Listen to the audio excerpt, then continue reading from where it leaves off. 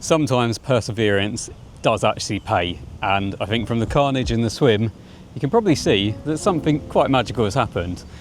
I didn't think today's session would go the way it did. It's been very, very tough, but luckily it's all come good. Good morning and welcome back to another Biosource Baits video. I've actually come back down to Biddlestone Pool. I was only here last week and I had a really good session with the Cyprophil boilies. So for this session, I thought I'd actually bring the Impulse down and fish more match style tactics, but still carp fishing. I think that makes sense. I've basically got a combination of Impulse products and I'm going to be fishing on a method feeder on my carp rods. And I want to do one method feeder with ground bait using the Impulse liquid to actually mix it up to get that impulse into the water, and then the other rod I want to be doing with the 2mm Impulse pellets, because they're really good if you soak them a little bit, then you can really bind them onto a method feeder. And I thought it'd be interesting to see if one method works better than the other. Now, I do actually really like the look of this swim behind me. When I was down here last week, there was a couple of guys on the far side of this main bowl of the lake, which meant that obviously they were taking up quite a bit of the bowl, which is why I ended up down in the shallows. And it definitely done well. It's still done fish. I still caught quite a few, but I definitely had smaller fish, I think, than what the average is in here. Whereas in this main bowl, I think the bigger fish tend to kind of reside, and I'm seeing a lot of bubbling from this sort of area. So there is one guy opposite still, but he's only fishing 10-15 yards out, which gives quite a decent area still to go at.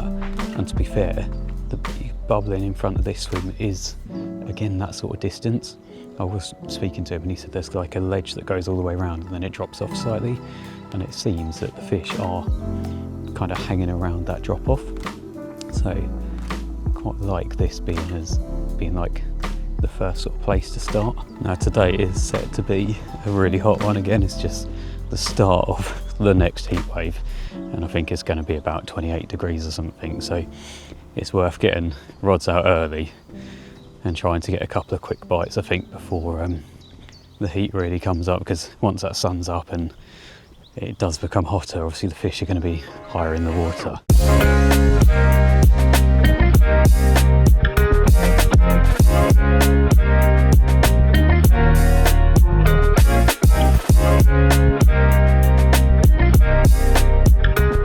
So I just want to get you guys caught up a little bit, because I am doing the complete opposite to what I said I was going to be doing.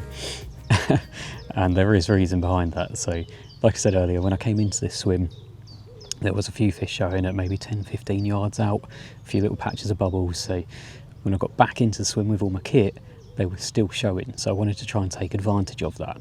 So what I done was put just a few handfuls of the Cyprophil boilies out, because obviously that's what I was using last week here and they were working really well, and the rods were already set up for fishing that sort of technique. So I literally just put a couple of rods over the top, a couple of hard hook baits, and within about 5 minutes the right hand rod absolutely screamed off. It wasn't anything big, it was just a small common, about 6 pounds, so I kind of got it in, unhooked it on the mat, slipped it straight back, and that's where we've got to now. So now I need to get a little bit organised, try and get the method feeders sorted, and then I'll actually show you how I'm fishing each of them, because like I said, I'm going to be using pellet and ground bait on different rods.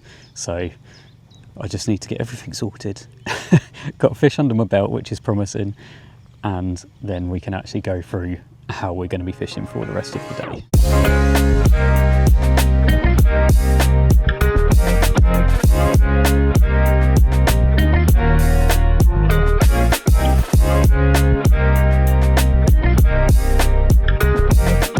Okay, so just quickly to run you through the actual setup I'm using. This is going to be the same setup on both rods, even though I'm using two slightly different methods. So I've got an inline Fox method feeder, which, if I'm honest, is probably a little bit too big, but it's the only size that I had. And then that is running straight through to a pretty short rig. It's only about 5 inches, really simple little braided rig, and then just a little kicker. And then a chopped down hard hook bait. So I wanted to make it a little bit smaller than what the hook baits actually are, because obviously I'm using a lot of small pellet and things like that, so a smaller hook bait will match in quite nicely. Like I say, this is going to be set up on both rods, but on this one I have my soaked pellet. So All I've done with this is literally just covered the pellet in lake water, left it for about a minute and then tipped out all the lake water.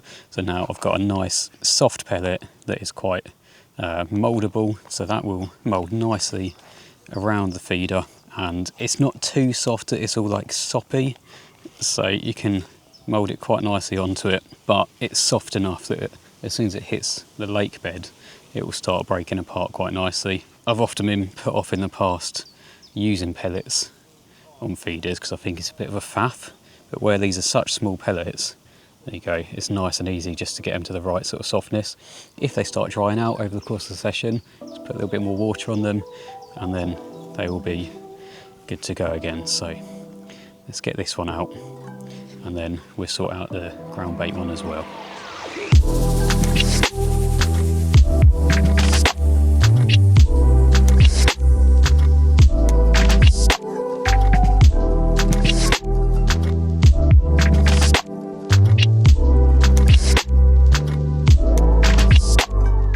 When it comes to making up the ground bait, it doesn't really matter what ground bait you use, whatever it is that you're happy with, but I am going to be using the Impulse liquid with it, and in particular the sweet cream. I think it's probably my favourite flavour, if I'm honest. You don't need to be really precise, but a good kind of guide is about 10 ml of liquid to 100 ml of lake water. So it's really handy, these bottles have got a little 10 ml bit here, so if I open this up and then pour 10 ml in, that's 10 ml of the Impulse.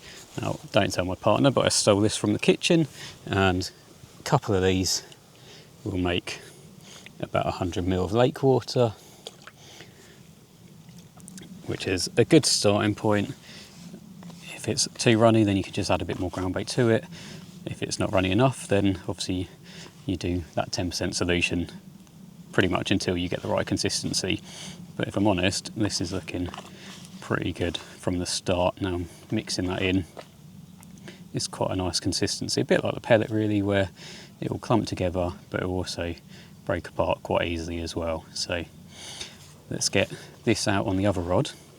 It'll be interesting to see if one does outperform the other, because obviously they're both using Impulse, just in different ways, and if you prefer ground bait, then this is going to be the way for you.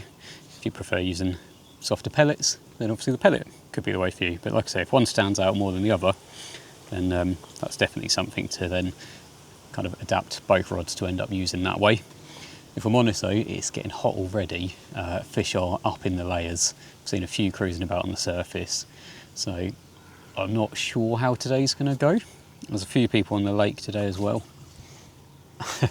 and there's fish splashing behind me, so they're definitely active. It's just whether they're in kind of feeding mode or not.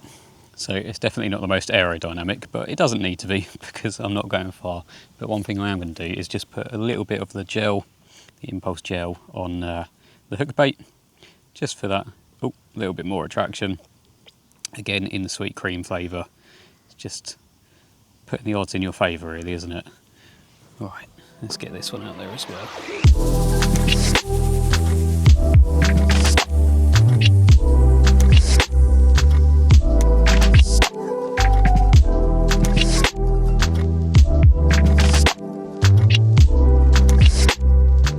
It's actually becoming quite frustrating. The conditions seem really good.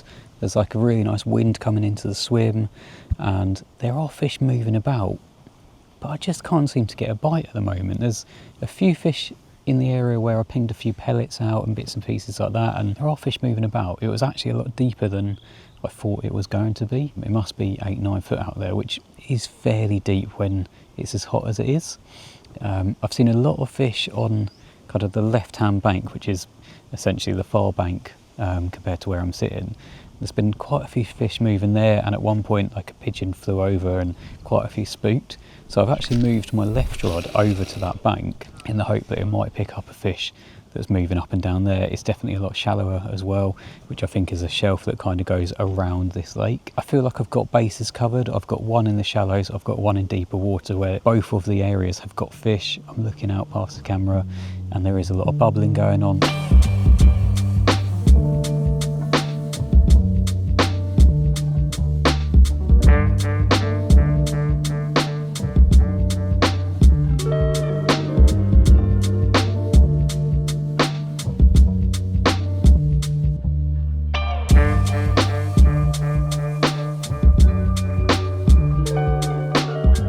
So it's been too quiet for too long, so I thought I'd bring the rods in, have a little wander and see if I can see them somewhere else, because I should have definitely had a few bites by now. And whilst to start with, I saw a bit of movement, bit of activity, a few boats bubbling, a few fish.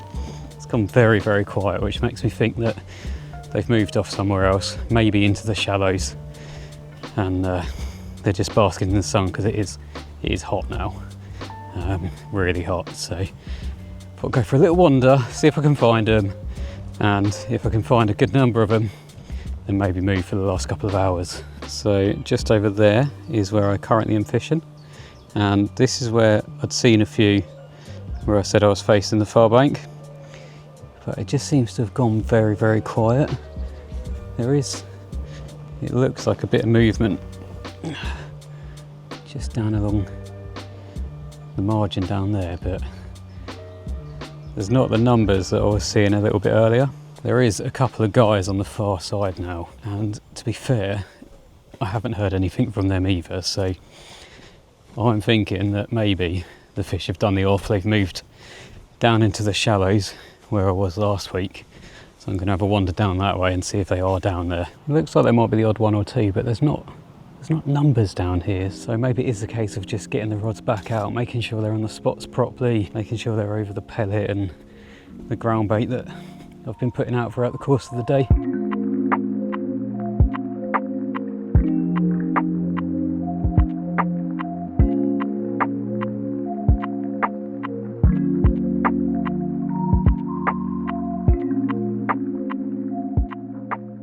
Right, both rods are back out on the spot, and I think I've brought them very, very slightly closer. Actually, a fish has just showed very close to my right hand rod, so that is promising.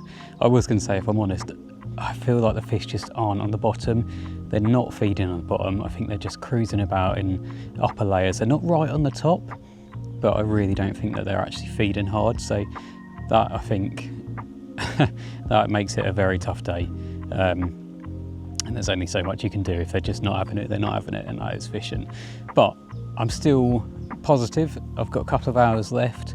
I still think it could do a bite, and seeing that fish then has kind of emphasised that point, because that was a bit of a feeding roll. It kind of came up, rolled over, and then back down, and it didn't look a terrible one. There's actually some alright fish in here as well, from what I've heard. I think a 26 came out a few days ago. There's a good number of 20s supposedly, and there's rumours of a 30, which would obviously be very, very nice. But yeah, at the moment, size isn't too important. I just want to try and catch something. So yeah, fingers crossed for the last couple of hours. I've moved myself into the shade because it is hot. It's about 27 degrees. So yeah, tough day all round, but there's still a chance, still positive. So fingers crossed, we can do this.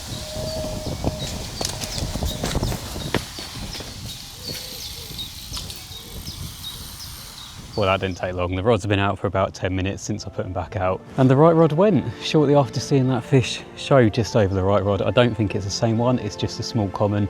So I am just gonna unhook him in the net and slip him back because he's only very little. But it's a fish. It's a second fish of the day, and hopefully, like I say, there's still a couple of hours, so it'd be nice to get one of the slightly bigger ones before we do head off.